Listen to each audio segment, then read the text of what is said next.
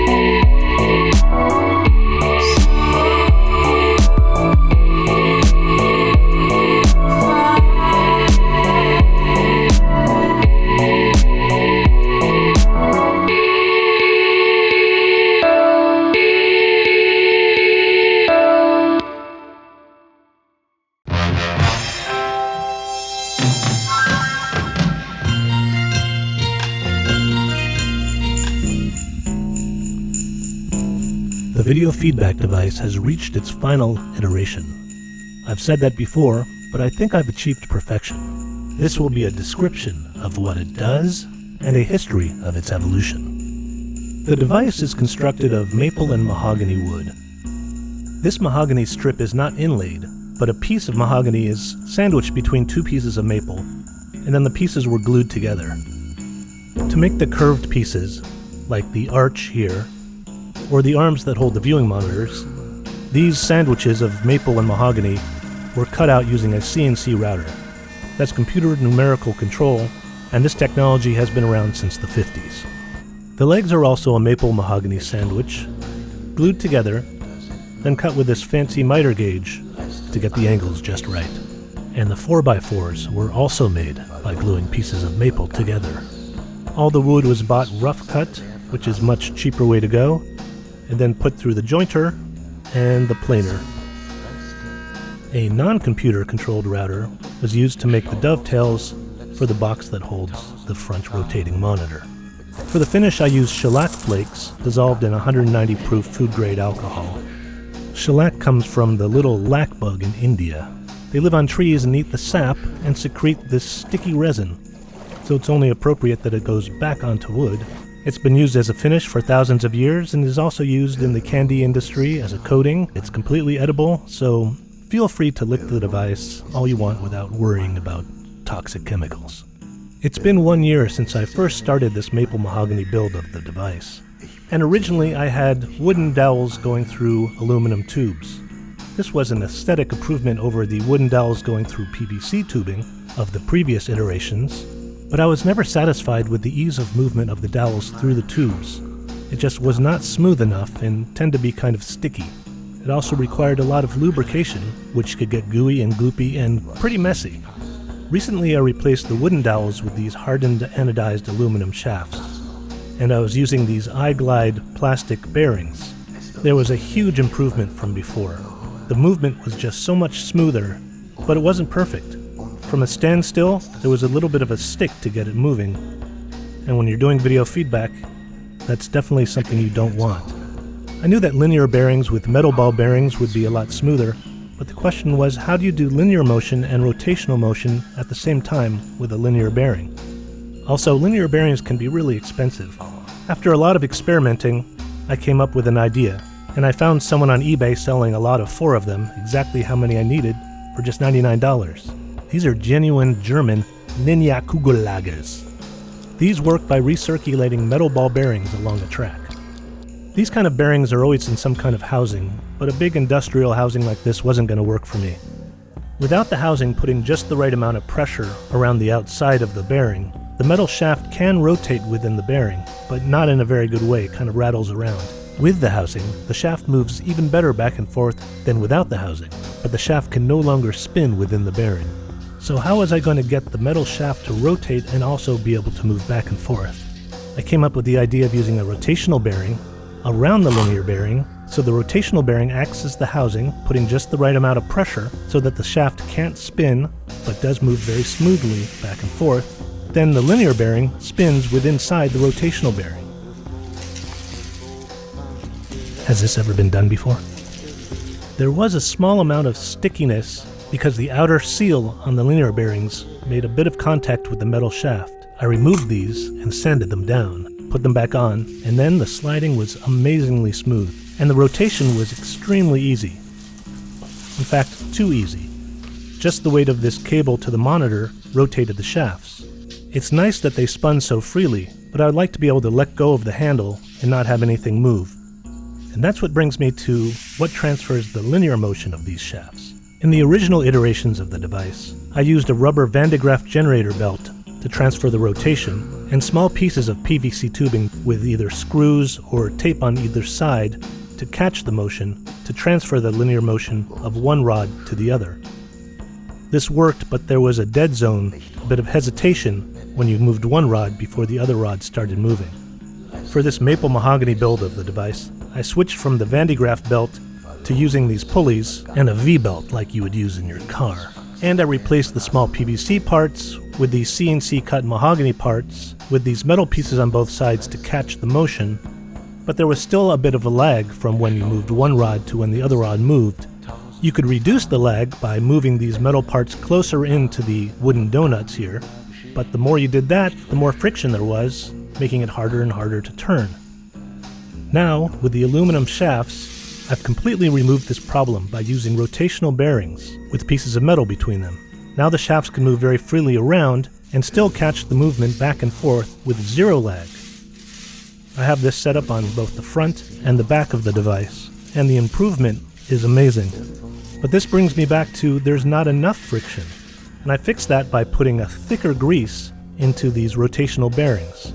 I use this very sticky grease called Nyogel. This makes it so it's still very easy to rotate, but there's just the perfect amount of dampening, so when you let go, things don't move on their own. Also, to help with the wires going to this monitor rotating things, I swapped out the heavy control module cable with enamel wires, 10 enamel wires, twisted together. The camera mounts have also been updated, and instead of being made of wood, they're sleeker, made of aluminum. And there's play in the mounting holes, so that the mount can be slid up and down on the shaft, and the camera can be slid left and right on the mount, so that the center of the lens can be lined up exactly with the center of the shaft. The cameras are also hardwired for power, so batteries going dead are not an issue. I'm using the A7S III now on the left side with much improved autofocus. The older A7 III with worse autofocus is still on the right side, but maybe one day that'll change? It's important to be able to change the relative rotation of the cameras to each other. For instance, to be able to have one camera at 90 degrees while the other one is at 180 degrees. These V-belts are designed not to slip within the grooves of the pulley. Actually, they're called sheaves. And that would make it very hard to change the relative rotation of the cameras. But by putting a little bit of grease on the belt, it is possible to rotate one shaft while keeping the other one still, so the rotation of one camera can change while the other one does not move. But you might be thinking, what does this thing do? This creates extremely controlled video feedback. Video feedback is what happens when you point a camera at a monitor displaying what the camera is seeing. This is like audio feedback, where a microphone picks up the sound the speaker is making in very quick cycles, creating a screeching sound. The video feedback is the same thing, except instead of creating sound, it creates light. I started experimenting with video feedback in college in 1988. I put a camera on a tripod, pointed it at my TV screen, and played around with the hue and contrast, saturation, brightness knobs. And you do need to have these knobs to do video feedback, otherwise there's just no controlling it. Even older cathode ray tube standard definition televisions stopped using these analog knobs sometime around the 90s, and to control these functions like brightness and contrast, you would use the menu, which doesn't work for video feedback because you really need your hands on these knobs, plus the menu would come up and interfere with the feedback.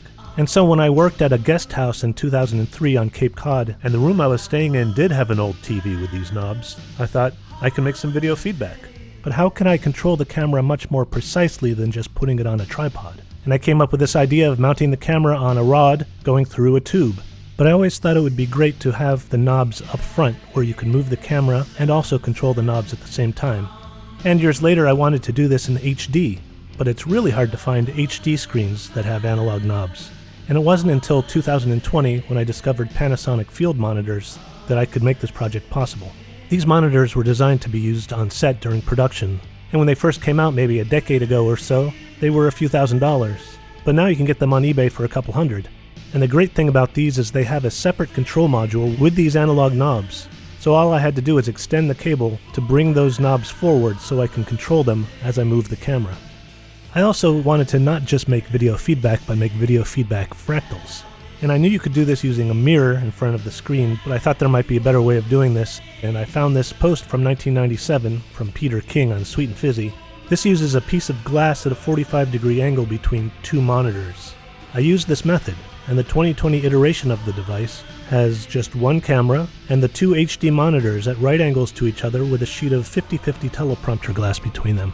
This allows 50% of the light from the back monitor to go through the glass and 50% of the light from the bottom monitor to be reflected in the glass. These two images combine with each other and create video feedback fractals. Some very organic shapes found in nature, trees and leaves. And since then the device has evolved. A switcher was added so another input from the phone could be used to influence the feedback. Then, to give this second input some motion, a second rod linked to the first and a second camera was added. And to be able to have this second input itself go into feedback and have that feedback loop influence the first feedback loop, a second switcher was added and a third HD Panasonic field monitor. Then a complete second monitor structure was added, and to make room for two of them, I constructed them out of T-slot aluminum. Then the third switcher was added so there can be a feedback loop between the monitor structures themselves. And then in the front, a rotating Panasonic field monitor and the third camera. Then I added the fourth switcher. The switches between the phone as an input and the third camera looking at the rotating monitor as the input. So here's the device. 20 years after the idea of a camera mounted on a stick going through a tube.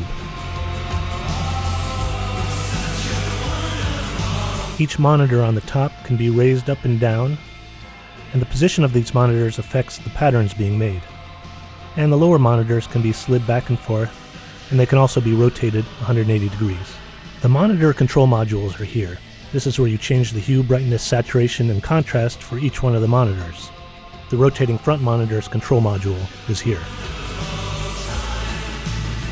Each monitor has two inputs being used, and you also use the control module to set those inputs. Input 1 on each monitor will see a camera directly. Input 2 will see one of the various switchers, and the switcher has the option of either seeing the camera or seeing something else. This allows something else to be mixed in with the feedback. Each one of the switchers uses one of these buttons to switch between the camera input and another input. You can also use these foot pedals to do the same thing. Switcher 1 switches between the output of the camera on the left and the output of what's happening on the right monitor structure. Switcher 2 switches between the output of the camera on the right and the output of switcher 3. Switcher 3 switches between the output of what's happening on the left monitor structure and the output of switcher 4. And switcher 4 switches between the output of the phone and the output of the front camera, which is looking at the rotating monitor. As you might imagine, there are a lot of wires, converters, splitters, power cords, making this all happen. And that's all hidden inside the platform. And the maple slats can be removed and the two halves of the platform folded up with everything remaining connected, so things don't have to be rewired when the device is moved from place to place. So you might not have caught this, but in all these permutations and combinations, there's a setting where the output of the monitor structure on the left is seen on the monitor structure on the right, and the output of the monitor structure on the right is seen on the monitor structure on the left. And this creates a feedback loop between both monitor structures, creating a sort of an infinite within the infinite. I can demonstrate a very simple version of this by turning down the lower monitors and putting the device in this configuration, and here you see what I'm doing on the right side can be seen on the left side, and what I'm doing on the left side can be seen on the right side. But things can be made even more complicated. Here I've turned up the lower monitors and changed the position of the monitors a bit, and so now you have one shape on one side and one shape on the other, but really what's happening is one shape is making the other while the other is making the first.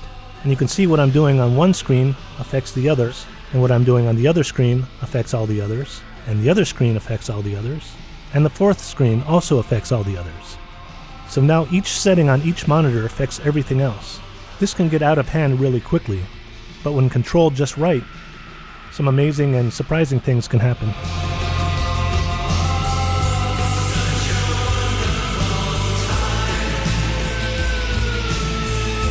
And so I kind of lied when I said that this is finished, because someday I would like to have this all done in 4K, because just like going from standard definition to HD was an amazing jump, the intricacy of the patterns going from HD to 4K I think would be just as amazing. Unfortunately, it's just not possible to do this in 4K, because you need monitors with those knobs, and there really aren't 4K monitors with analog knobs. If someone knows where to find something like this, let me know.